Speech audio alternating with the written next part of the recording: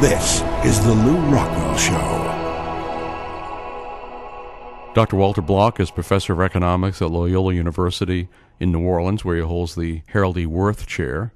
He's a senior fellow at the Mises Institute, author of hundreds and hundreds of articles, many books, and he has a book forthcoming on the privatization of roads and streets. And Walter, it's always struck me as Americans seem oblivious to how many socialist institutions exist in our allegedly free market society, one of them, of course, being roads and streets. Talk to us a little bit about, the effects of a socialist road and street system and what would be the benefits of making it a private enterprise one. Speaking of road socialism, I was once in a debate with Milton Friedman, and I had occasion to call him a road socialist because he favors government roads, and he didn't like it being put quite that way, but then he sort of saw it, and he's a gentleman. He said, yes, I am a road socialist, and I don't know, I thought that should have ended the debate, but somehow it didn't. I have two main motivations for my writing and speaking out on this issue. By far, the foremost one is the fact that 40,000 people a year die on the nation's highways. Now, if they were private, if the U.S. highways, roads, and streets were private, and 40,000 people were dying on them, Teddy Kennedy be holding hearings, and greed and profits and all sorts of things like capitalism would be brought about and excoriated because, 40,000 people are dying. But since it's government roads or socialist roads, it's sort of like the fish in the sea. They're not aware of the water, or we're not aware of the air unless it's polluted or something. Roads, it's sort of like death and taxes. It seemed as inevitable. I mean, you have to have government roads, don't you? I mean, yes, they're doing a little bit better in terms of deaths per mile, per passenger mile, and that's true. But still, 40,000 people a year are dying roughly every year since, I don't know when, in the 70s. This is horrible. And what they do is they blame it on things like drunken driving and speeding and vehicle malfunction. The National Highway Traffic Safety Administration has about 125 such causes. Nothing having to do with government. It's not government's fault. It's all these other things, like how far the road is from the hospital and what's the response time of the ambulance, and do they have helicopters as ambulances, and very minute little details. The way I put this in my writings is that they're confusing ultimate cause with proximate cause. Yes, of course, the proximate cause of these things, but the ultimate cause is government management or government mismanagement, which doesn't deal with the drunken or the speeding or this or that. The analogy I sometimes use is, suppose a restaurant goes broke, and we say that the reason the restaurant went broke is because location. They were, in a cul-de-sac and nobody could get to them, or they had bad cooks or bad chefs or bad waitresses, or the place wasn't clean, or it was unruly, or whatever. And we wouldn't for a moment accept this as a causal explanation of why the restaurant went broke. Rather, we'd say it was management. Management didn't locate in the proper area. Management didn't hire a good chef. Management didn't hire a waitress who wasn't surly or whatever. Management didn't get some guy with a broom and tell him to go do his thing. Management. And yet, most people, when it comes to the roads, they don't see the analogy. And it's a perfect analogy. It's management that is screwing up. Walter, coming from Massachusetts, I was always struck by how many billions of dollars must be stolen from automobile owners every year by the salt they put on the roads. And everybody just accepts this as if it's coming from the planet Mars, that rots out your car and sometimes kills people because it actually, on an older vehicle, sometimes causes the whole bottom to fall out. Yeah. And yet again, people just accept this as part of the socialist road project, socialist salting of the socialist roads. Socialist salt. Please pass the socialist salt. I live some months a year in Vancouver, and in Vancouver is a very hilly place. And sometimes the driveways up to a house are a very steep incline, and what they do there is they don't put salt there, but they have underneath the cement, they have this metal heaters or something, and it heats the stuff so that there's no snow on the sharp inclines. Now, I don't know whether salt or sand or mining the cement roads with metallic things that heats up the road are the best ways. And we don't know. We're not central planners. Maybe salt is the best way as far as we know. The point is, though, if you don't have competition, if you don't have private property, you're in a central planning modality. You're like the Soviet system. And we have no way of saying for sure whether it's salt, sand, heaters, metal heaters, or some fourth way. All we know as economists, and I'm not a road entrepreneur, so I don't really know which way is the best way. I'm not a restaurant entrepreneur, so I don't know who the best cook is or the best location for a restaurant. I do know, as an economist, that competition brings about a better product. And when you have different road owners deciding these things, speed limits, how fast the people should go, and what's the variability of speed and all that, then you get a better product. I mean, we get a better product with wristwatches and pens and shirts and ties, even though we don't know how to make wristwatches and pens and shirts and ties. You and I, we're not entrepreneurs of those things. But competition brings about a better product. I wanted to mention the other motivation beside deaths, and I think that if private enterprise would do it, our death rate would go from about 40,000 to about 10,000. That's my rough estimate, just seat of the pants. So we'd save 30,000 lives a year. My other motivation is the traffic congestion. It's not so bad here in Auburn, Alabama, although during those football games, our congestion here in Auburn can match any congestion anywhere. But places like New York or Los Angeles, I mean, the fastest way around some of these places is either walking or jogging or not ice skates, roller skates or something like that. It's just horrendous. And the solution to congestion is peak load pricing. Namely, you charge more during the high demand and less during the low demand. Just like a restaurant or a movie theater or whatever. A lot of restaurants will charge less for lunch than dinner because the dinner is peak demand, whatever. But the government, in its brilliance, does anti-peak load pricing. Namely, they exacerbate the thing. They charge less during the rush hours and more during the off-peak. And the way they do that is with bridges and tunnels. They'll give you a monthly pass or something where you can use it 25 times a month or something like that. And you go through this easy pass stuff. It's a little cheaper for the commuters, the regular commuters. But when do the regular commuters commute? They commute during rush hour. So what the government is doing is lowering the price during the rush hour, which exacerbates traffic congestion. And the mayor of New York City, Bloomberg, is trying to raise prices in Manhattan for a car, which is a move in the direction of free enterprise. But then again, he's not going to lose money if he does badly. He can't go broke based on how well he deals with traffic congestion. The whole thing is silly. Whereas if we had private people doing this, we would have much less traffic congestion. We'd be able to move around these high traffic, high occupancy vehicle, HOV lanes. They don't work too well. What happens is that when there's a traffic congestion, the people in the middle lane, what they do is they bunch up bumper to bumper so the people can't get off because they're ticked off at them for going past them.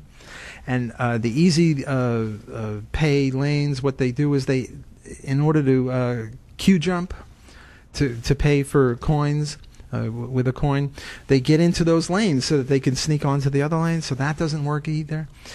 Probably what a private enterprise person would do would not just based on how many people you have there, that's socialism, but rather based on how much you're willing to pay. And if you're willing to pay a lot of money, then you get in the high occupancy vehicle lane. And there would be very stiff penalties for people who bunched up so they wouldn't let them off the lane.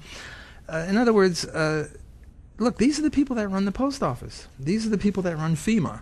I'm from New Orleans, and we have a bumper sticker there, FEMA happens, I mean, FEMA and the Army Corps of Engineers together killed, 1,100 people in the post-Katrina era? And they're still in business. Well, these are the people, the ones that run the Motor Vehicle Bureau and the Post Office and FEMA and the Army Corps of Engineers. They're the ones in charge of the roads. So why should we expect any reasonable activity in terms of deaths or congestion? Walter, I have on my wall in my office at home a newspaper from late 18th century Massachusetts, and the bottom of the front page is full of classified ads advertising lotteries for building turnpikes to Newburyport and other places. And, of course, they didn't have as developed a stock market in those days, so I doubt that people would do it through lotteries now. But there were private roads. This is not something from science fiction. Private roads have existed, have been built. Except, of course, they're built where entrepreneurs think they ought to be built, where they're going to serve consumers.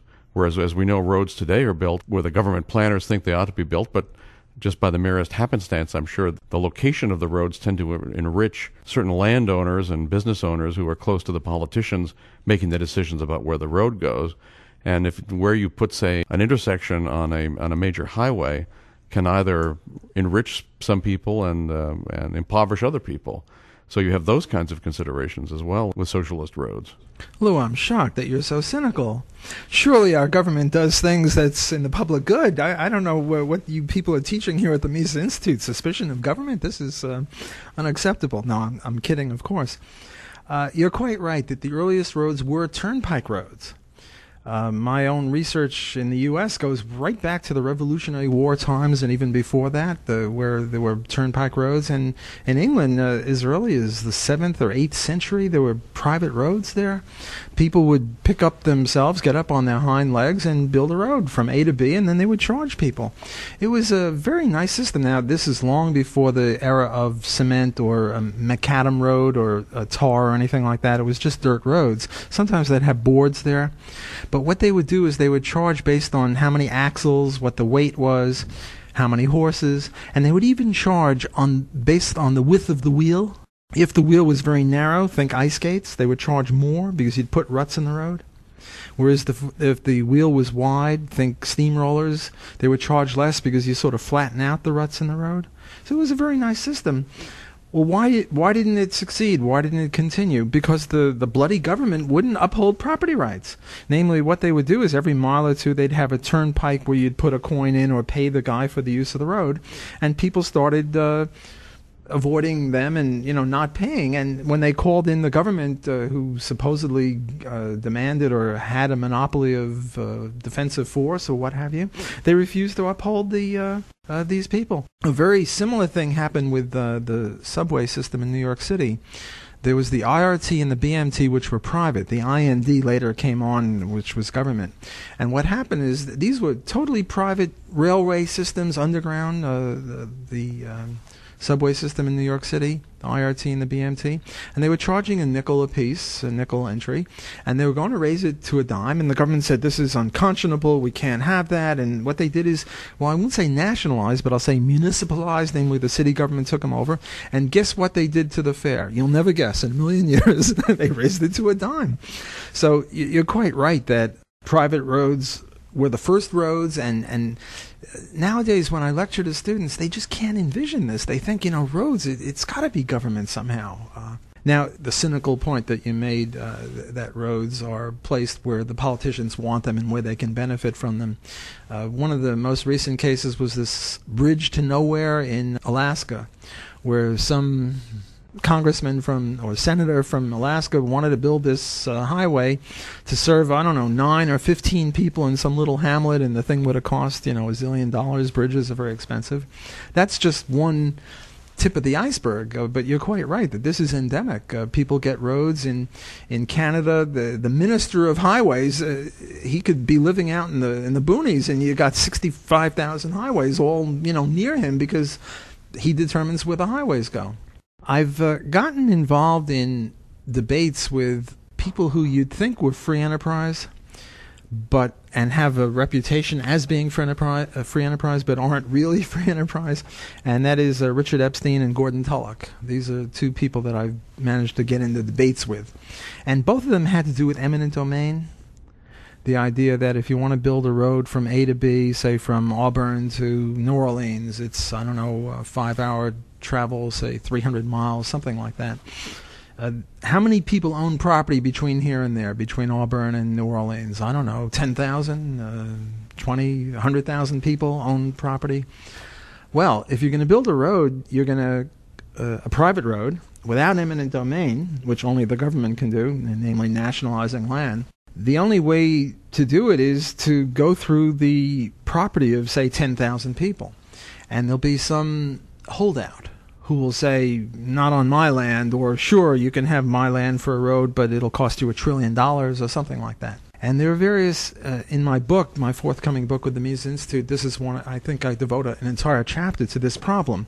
How could private roads work without eminent domain? Because eminent domain is just land seizure, and that's hardly compatible with free enterprise. And there are various ways. There are more than one way to skin a cat. There is, yes, the most direct line between Auburn and New Orleans, as the crow flies, but then you can make a little curve here and there. In other words, you could make a northern route or an eastern route or a southern route where you deviate by 1 degree or something and make a sort of a great circle line. I wish I had a blackboard I could illustrate, but I hope that the people out there in radio land will get the idea. Well, then what you do is you have maybe 6 or 8 or 10 paths between the two. Not that you have to go through Florida or you have to go through Montana. That would be too far away. But you can go through Birmingham, or you can go through some other city. Okay, so now what you do is, instead of buying up land, what you do is you buy up options to buy land. So you go to a farmer and you say, "Hey, farmer, I want to buy this land, and how much will you sell it to me for?" And he says, "Oh, $100,000." You say, "Well, I'm not really sure I want to buy it, but I'd like to buy an option to buy it that I can exercise within a year. So I'll pay you the $100,000, but for this privilege of tying you up in a contract, I'll pay you $1,000." And the farmer agrees. And now what you do is you go along that road, and if a holdout occurs, well, then you just abandon that, and you lose your money, not to buy the land, but to buy these contracts to buy the land, these options, which is much, much less than the sale price of the land. And that's one way to get rid of the problem. Now, Gordon Tullock once came up to me at some conference at Block. "I hear you believe in private roads." I said, "Yes." He said, "Well, you can't do it, because if you did it, suppose someone owned, say, a road from Boston to L.A., they could cut the country in half." And I said, "But, that's silly. Why would anyone want to build a road that nobody could get across over through?" He said, "Well, you're right. It wouldn't be economically viable, but it could still happen." So my son and I wrote this wrote this article addressing, let's take this question of, again, returning to Auburn to New Orleans. Suppose somebody owned a 300-mile stretch going east and west, so that no matter which of these routes we were planning on taking from New Orleans to Auburn or back, he would own the land. Namely, he would stop the thing cold because he owned all the cross hatches or the cross land. Well, now what can you do? Well, I have this other article with Nadia Netzel in some law review, I forget offhand, where we say you can build a bridge over or under his land, because libertarians don't believe in the ad coelum doctrine, ADCOELUM, ad coelum. This is the doctrine that if you own a square mile of land, you own all the land down into the core of the earth and up into the heavens. Well, that would make airplane travel a little dicey if you could charge airplanes for going over. Libertarians are more into homesteading, and since the farmer hasn't homesteaded 30,000 feet above his land, he has nothing to say about that. Nor has he homesteaded stuff 100 yards below his holdings. So what you could do is just build a tunnel under this guy's land, and that would be a way out of it. But now we're getting into science fiction-ish kinds of things to sort of prove that no matter what objection anyone throws against private roads, we can still do it without eminent domain. In more realistic circumstances, what would happen is people are reasonable. People don't get to own large swatches of land who are weirdos. What they would say is, okay, look, you can have my land, but give me 1/10 of 1% of the shares of stock of the whole road, or something like that. On the other hand, to get back to science fiction, I have a soft spot in my heart for science fiction objections. I like to overcome them, just take the hard cases to show that the thing is viable. Well, in many big cities, you'll find a gigantic skyscraper, and then there's this little dot of land where it's not part of the skyscraper. In other words, instead of a square or a rectangle, you'll have a rectangle or a square with a little bit cut out. And sometimes there'll be a house there, some old lady's house, and she didn't sell it out. Or sometimes there'll just be a little park, and you know that 20 years ago they finally knocked down the house. In the Soviet Union, you don't have that. You don't have that in any totalitarian country. The U.S., with all of its faults, and there are many, many faults. Somebody introduced last night that there are people from non-rogue states also attending here, although there are plenty of people from the U.S.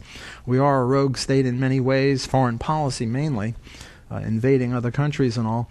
But in this regard, the U.S. has some sort of vestigial attachment to private property, such that you'll find in cities where the land was not able to be amassed on the whole city block, and there's this little thing, and okay, it's inefficient maybe from some architectural or geometric point of view, but to me it's a thing of beauty, because it indicates private property.